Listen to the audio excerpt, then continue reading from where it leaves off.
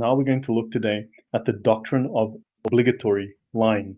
Not the doctrine of occasional lying, not the doctrine of, well, maybe lying, the doctrine of obligatory lying. And we're going to see, is it a bug in Islam or is it a feature?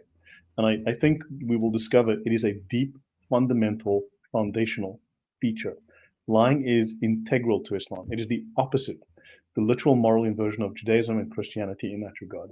So deceit, ambiguity, misdirection, and lying are integral orthodox teachings in Islam. So essential, Ihya Ulum al-Din, right? The revival of the Muslim religious sciences. There are 4 volumes, they're part of a set.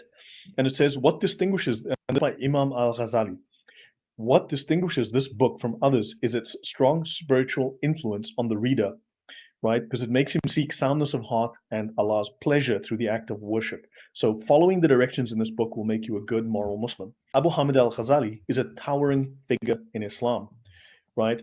He is one who teaches only to help man to live a life in accordance with the sacred law. Islamic sacred law is the Sharia. Ihya Ulum al-Din, the revival of religious knowledge, right? Written in the 11th century by Ghazali, a classic introduction to the pious Muslim's way to Allah, deals with the principles and practices of Islam and how to attain the higher stages of Sufism.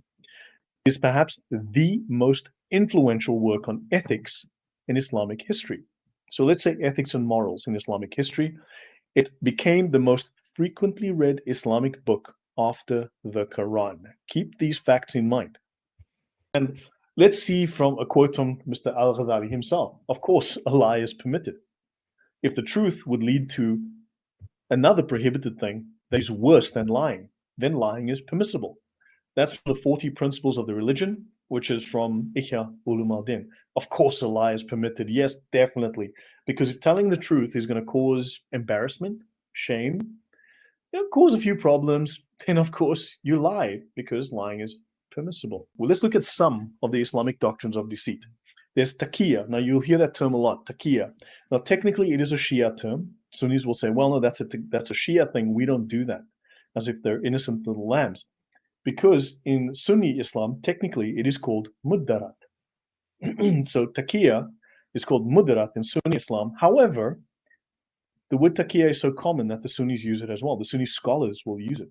And this is called calculated deceit, calculated deception for the purposes of spreading Islam. It's got 2 use cases. Technically, it's got 2 use cases, right? But the one is a technical term to allow you to proceed with war. So it's deception for the purposes of spreading Islam under warfare conditions. And the other is, your typical just taqiyya, whatever. Kitman, deceit by silence or omission. Lying by omission. An example would be when Muslim apologists only quote a fragment of the verse 532, that if anyone kills, if a Muslim kills, it shall be as if he had killed all mankind, which is taken from the Talmud of all things, which is crazy. It's from Sanhedrin, so Sanhedrin 4, I think it is, while neglecting to mention that the rest of the verse and the next one, and also that is allocated as a ruling specifically for the children of Israel, the Jews. However, for the Muslims, it says that they need to kill anyone, expel, or they need to chop off one hand and one foot or crucify those who insult Islam, right? So they mandate murder in undefined cases of corruption and mischief. This means technically the term that they're referring to is temptation away from Islam. So if someone tempts you away from Islam, murder them. That's effectively what that comes down to. So tawriya, deceit, ambiguity, lying by omission, right? We'll come through some, we'll go through examples as we go. Taysir, deceit through facilitation, not having to observe all the tenets of the Sharia. So lying by omission, we will come to an example. So for instance, I believe tawriya would be like, is your mother home? Is your mother here? Is your mother home, right? Someone knocks on the door. Is your mother here? And you say, no, she's not here. She's not here right now. She's not physically here. So you're not, well, yeah, you're lying. She's in the house, but so this is misleading. We'll see how this deception is permissible in Islam. In fact, it's recommended. Taysir is deceit through facilitation, not having to observe all the tenets of the Sharia. It's like a Muslim having bacon with you, going to the nightclub, drinking, just to get in your good graces, because it's permissible. He's allowed to break every single rule of Islam if he perceives there's a need. But this is all subjective. Darura. Now, taysir and darura go together. They're part of a dual system. Taysir and darura, you can consider them as one. Deceit through necessity, to engage in something haram or forbidden. And muruna is blending in, right? So that, you blend into a pure moderate. It's kind of like taysir, all right? But the main deceit in Islam, the main strategy, the main concept, the umbrella under which all of deceit in Islam falls, and technically and which is a form of jihad. It is actually a form. Hiyal is the main umbrella of deceit in Islam. It's a word you've probably never heard of, but it is the granddaddy of all of the lying and deceit in Islam. And it is used for the purposes of spreading jihad. It is a strategy of war. Hiyal is a strategy of war. Everything you see above, Taqiyya, kitman, all of those are sub-components, are sub-strategies of warfare, of jihad. So it's spycraft to spread jihad. Lying in Islam is a tactic of war. Adab al-Jadal, that's important here. In theology and law, a method of debating in which were discussed, and sadly you'll find that the academics tend to whitewash things a little bit, so just be aware. A method of debating in which we discuss questions that are controversial. So it is not a matter of finding the truth, but of convincing the opponent, of persuading him, of winning. So understand Islamic debate. Muslims always go, let's have a debate. Let's debate this. Debate me. Because they have a specific method that's been around since the 800s that was established then, which was designed to make them win, because they have a specific method of arguing based on the Greek sophists, based on sophistry, designed to win, not to find truth, not to determine what is true, but merely to win. And we'll talk more about that. So hiyal, artifices. We just discussed artifice, devices, expedients, stratagems, the means of evading a thing or effecting an object. Mechanical artifices, tricks. Tricks are beggars and conjurers. And in law, it is the circumvention of the law. How do I get around the law? How do I use clever words, clever phrasing, tricks, artifice, legal trickery to get around the law? The law says A, well, I want B. How do I do that? How do I make lying, how do I make stealing legal? How do I get out of this contract? So these are legal devices. The use of legal means, for notice, extra legal ends. Extra legal just means illegal ends. How do I legally make the illegal legal? That's all it is. And in military science, hiyal, with the synonym maqa'id and adab is custom or habit, something you always do, is a technical term for stratagems of war. So hopefully that was enlightening for the audience. So the main purpose of hiyal is to avoid straightforward observance of Islamic law in difficult situations, while technically still obeying the letter of the law, right? An example of hiyal is the practice of what they call dual purchase. Because, Rebecca, did you know that Jews are evil because they practice usury? They charge interest on loans. Did you know that that's terrible? And Muslims are good because they don't do it, because that's why Islam is superior, except that Muslims have exactly the same practice. They do? They do. And because they use I thought they just steal when they need something. Oh, there's also that. But notice they use hiyal to get around the prohibition of usury. So an example of hiyal is the practice of dual purchase, okay, to avoid the prohibition of usury by making two contracts of purchase. And then you buy it back at a higher price later. So the difference is your loan, right, is the interest, similar to the modern futures contract, right? And there's a special subfield of hiyal called oath trickery, called ma'arid, dedicated to the formulation of ambiguous statements, like, think politicians, right, designed to be interpreted as an oath or a promise while leaving open legal loopholes to avoid perjury. So I wasn't lying, I just deceived you, I just misled you. So jihad bil lisan, jihad of the tongue. So you have jihad by the word, or jihad al-kalam, right? So there's lying, jihad with the mouth. So now you've got adab al-jadal became the technical term for the method of debating, not only in theology, but is also evident, right, in jurisprudence, right, which is some roughly equivalent here into what the Talmud does, where it has debates in the Talmud. But they were discussed questions that were controversial between the schools of law. See, ikhtilaf. Now, the term ikhtilaf is where Muslims are going to lie to you as well. They'll say, but the scholars disagree. No, the scholars agree on 85% of things, right? So when they say the scholars disagree, like, for instance, if you're an apostate, you leave Islam, right? They all decide. All four schools agree. Yeah, He yeah, died. yeah, yeah, yeah. Debate. That's the disagreement. Do we choke him to Yeah, death? Do obviously. we throw him off a building? Do we drown him? Do we burn him? Do we hack off his head? Do we drop a rock on his head? That's the disagreement. They all agree you die. Mm-hmm. Yeah, yeah. It's mind control. It's being able to manipulate Yeah. through language, to lead through language. Yeah, they're very good No, I at it. don't They've know been if doing they. it since, yeah. I don't know if they have the specific method of start with something funny so somebody would bring their defense mechanism down, because that works. You start, like if you make somebody laugh, they're like more receptive.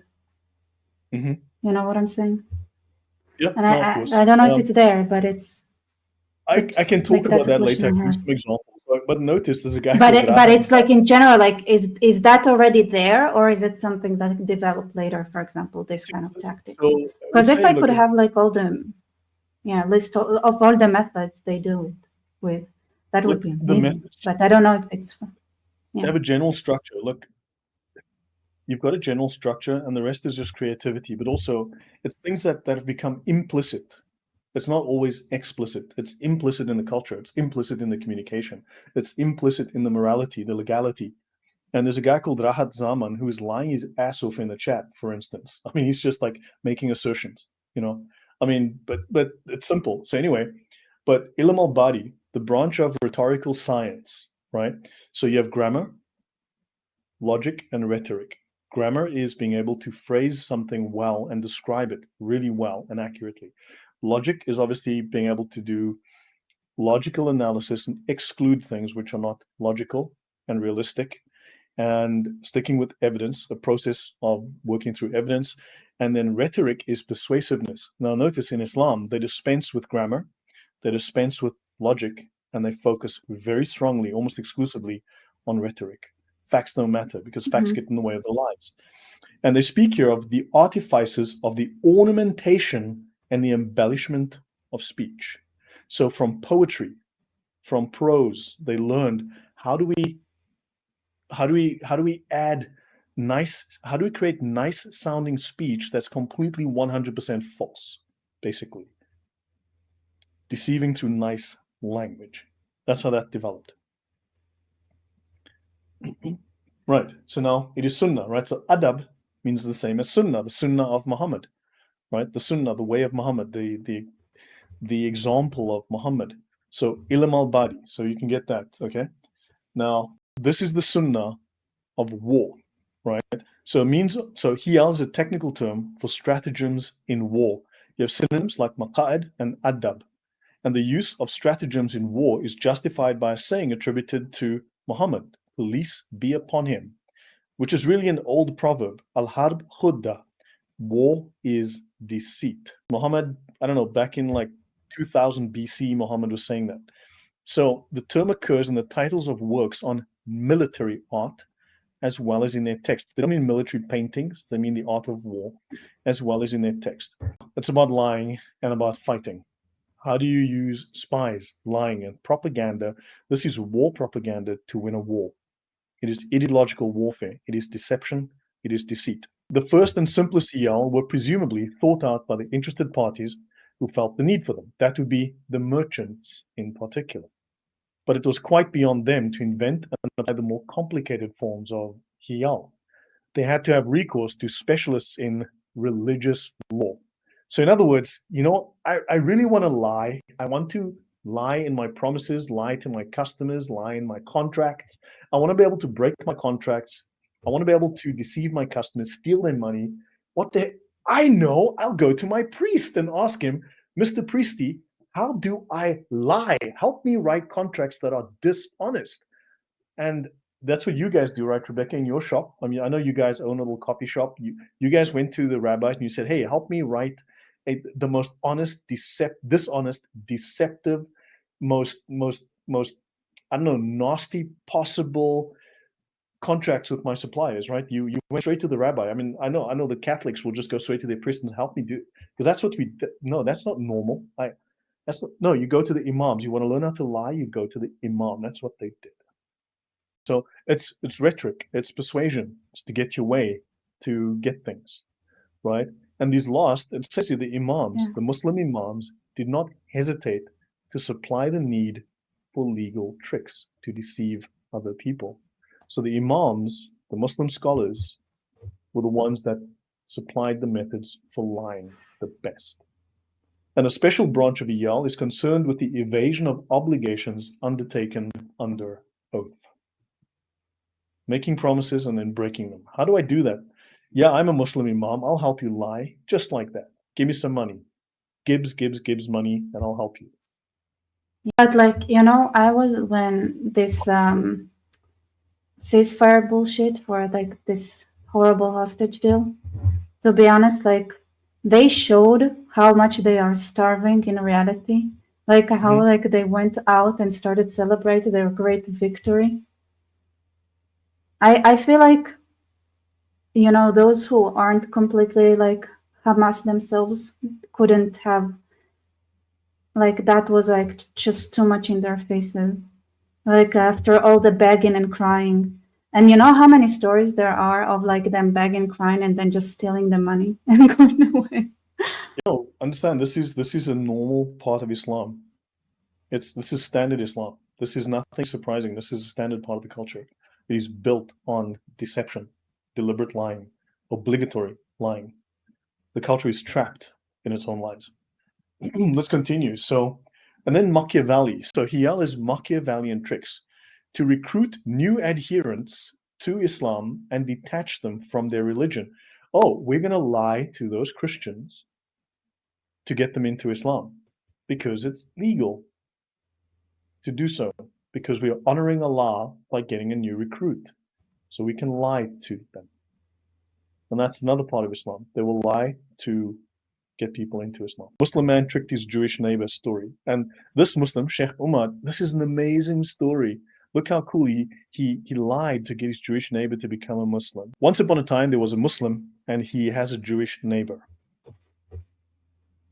The Muslim was trying to find a way to bring the Jewish man to Islam. This Muslim saw goodness inside this Jewish heart, even if it was only a little. So he approached the Jew and asked, "Don't you want to accept Islam and be Muslim?" And the Jew said, "The only thing that takes me away from being Muslim is I love alcohol so much." Yeah, I am an alcoholic, sure. That's the good part in him, I guess. Yeah, I would be Muslim, but alcohol is stopping me as I am an alcoholic. Oh yeah, yeah. So the Muslim made, he says to the Jewish man, "That's no problem at all. Be a Muslim and you carry on drinking," said the Muslim man. And this is a sheikh on TV. Of course, the Muslim brother was not serious. But the Muslim also said, you can be Muslim and you can keep drinking. So you know the Mongolian Empire, the Mongols? So of course, Genghis Khan did not accept Islam. He like treated them the way they should be treated. But his descendants did.